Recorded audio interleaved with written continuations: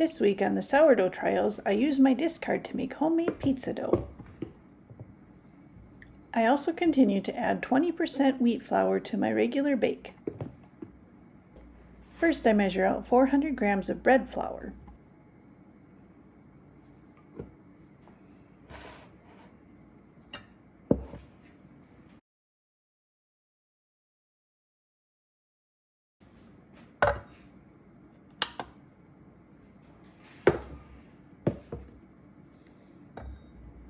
Then 100 grams of whole wheat flour. I'm using my Doug H starter this week.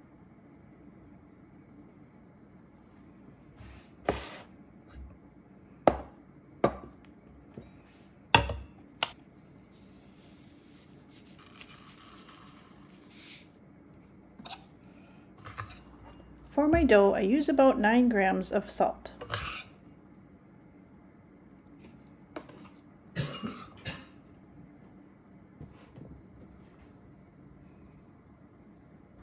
You can see that my starter has more than doubled from where it started at the rubber band line.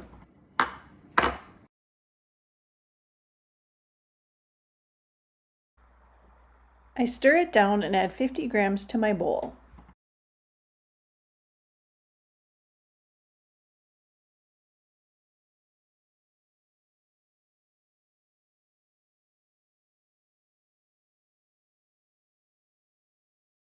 Or should I say around 50 grams. About 370 grams of water, which I stir with my Danish dough whisk to loosen up. Then add the flour and the salt and whisk together.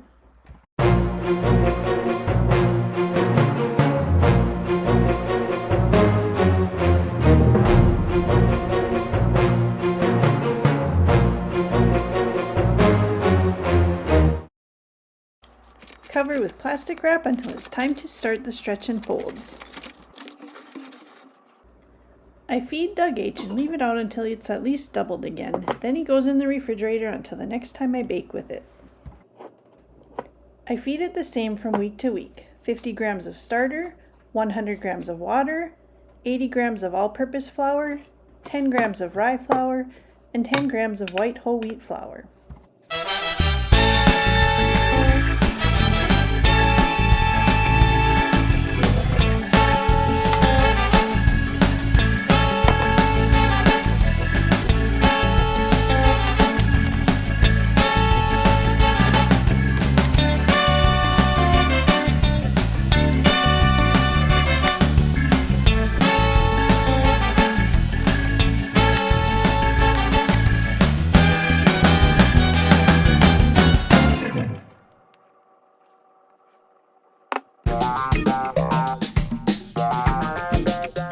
I've been adding my discard to this jar that I store in the refrigerator. I put it in a clean jar, usually about every week.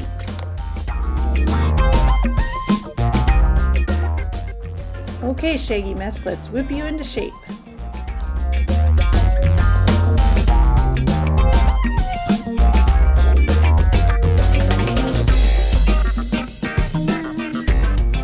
When the dough is less shaggy and more smooth, I switch to a coil fold, or attempt at a coil fold.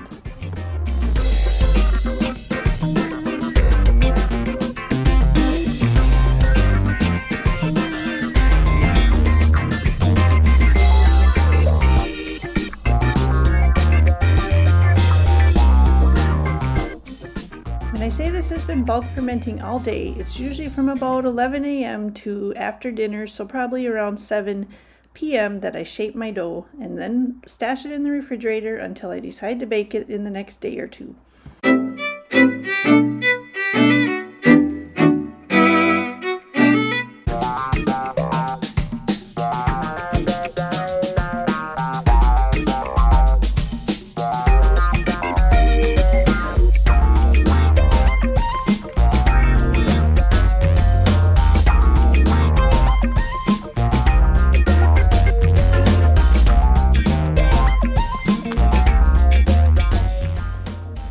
this point, I always feel like I'm just tucking my dough in for the night.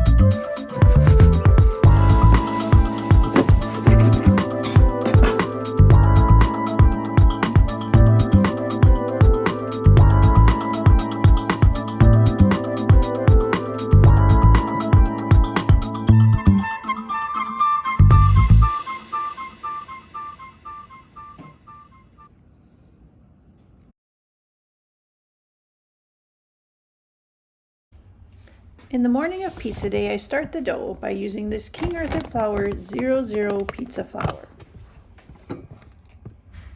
I bought this flour at Costco recently.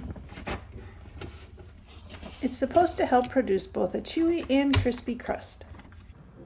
I start by adding 4 cups of the flour to my mixing bowl.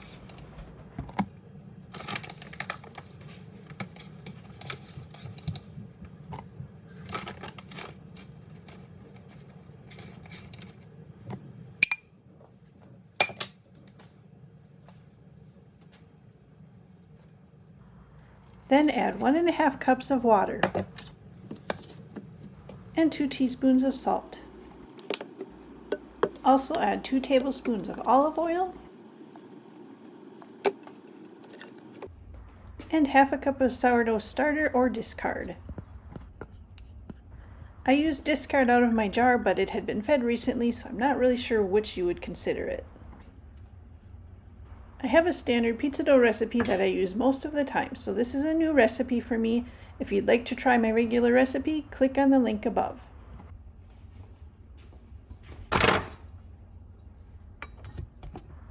The directions for this recipe say to mix for about 10 minutes in a stand mixer or until the dough passes the window pane test, which I believe means when you stretch the dough, you can see through it, but it won't rip. Here we go!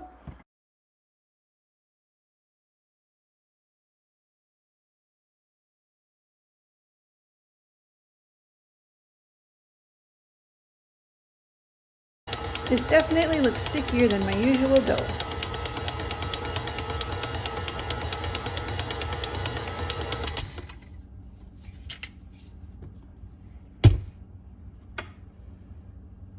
You can see here the dough is falling off the hook. You start to see a window pane, but then the dough actually continues to rip and fall down into the bowl.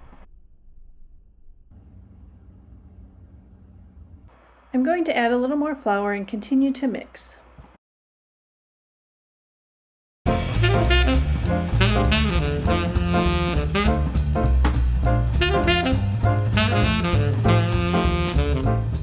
Time for another check.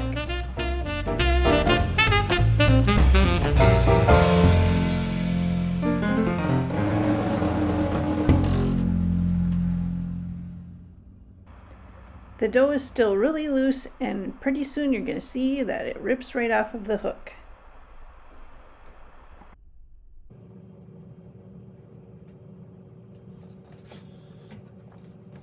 When I stretch it with my hands, it also rips and does not show a window pane.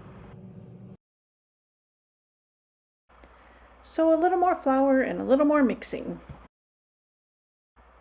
The dough is no longer sticking to the sides or the bottom of the bowl. I'm not sure if we're at the point where we need to be, but I'm going to keep going on.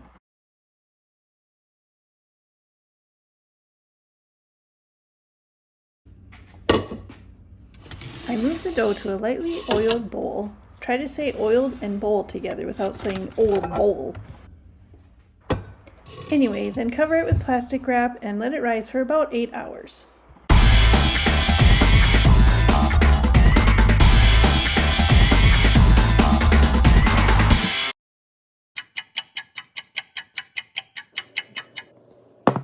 I was expecting this dough to be sticky and hard to eat with, but I was pleasantly surprised and it was actually pretty easy to work with.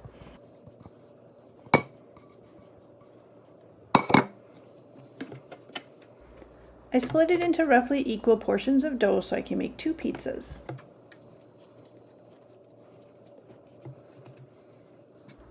I let the dough rest while the oven preheats and I work on the toppings. Usually when I make homemade pizza, I use up ingredients that I already have in my house. These mushrooms are probably only a few days from turning.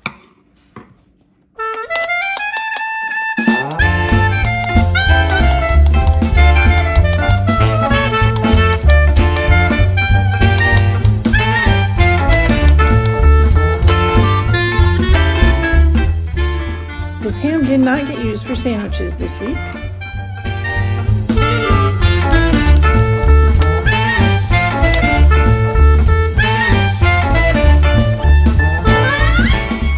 Some diced onion always adds good flavor to pizza.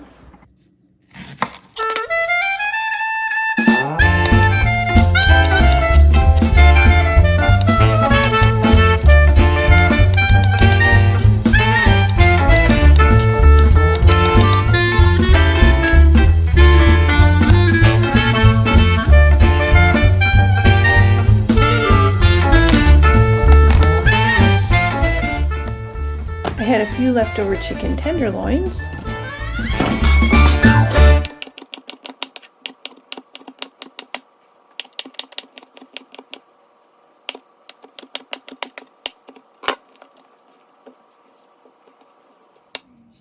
The dough spread out nicely on my pan, so I pre-bake it for about 3 minutes. This dough stretches nicely without ripping or without pulling back.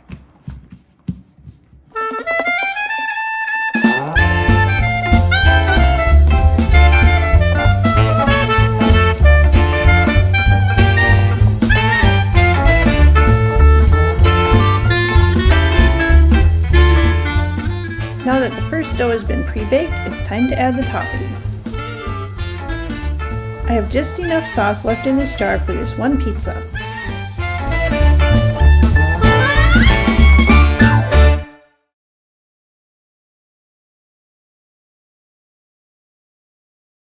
I like to add a bit of cheese before I add the toppings. It seems to help the toppings stay in place and not slide around on the sauce so easily. Next I add my veggies, the mushrooms and onions.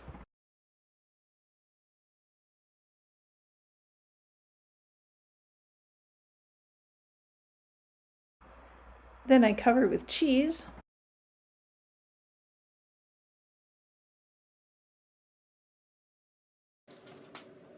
This pepperoni, that's all that was left in a full bag in my freezer, so I guess we have to add just a little bit of pepperoni this time. Fill in the gaps with ham and it's ready to go in the oven.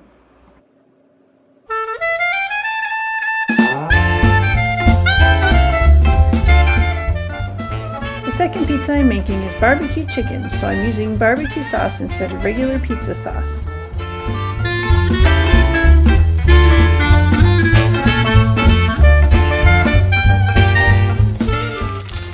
Get my cheese base down.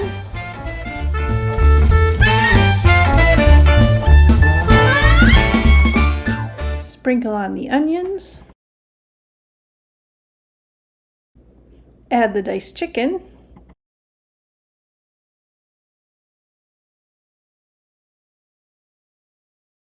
And finish off with cheese.